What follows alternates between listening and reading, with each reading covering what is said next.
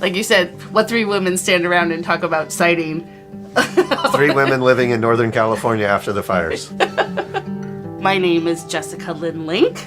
And my name is Andrew Christian Johnson. We have a small vineyard and a small wine brand that we do here on the property.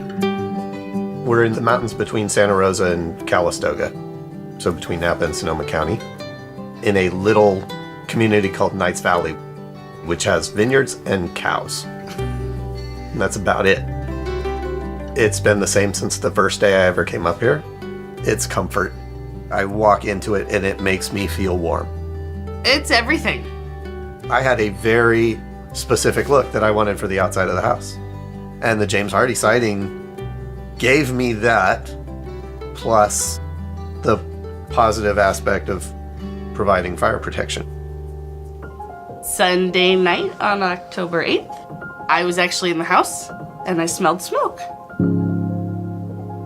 Grabbed the dogs, and as we were leaving, we were traveling with the fire.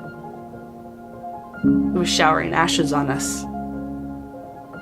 Nobody had any idea the fires were going to be as big as they were, or that it was going to be the devastation that it was.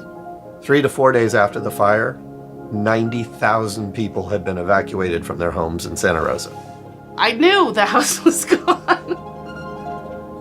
So it was 19 days before they opened the roads and allowed us to come up here.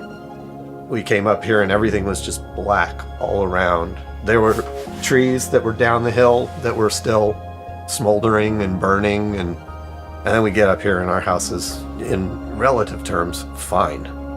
Spectacular, even. Everything outside the house was destroyed, but the house was standing. We were lucky. I think we're lucky. The house is not. Correct. The house is well built. James Hardie siding really helped keep our house safe through the fire.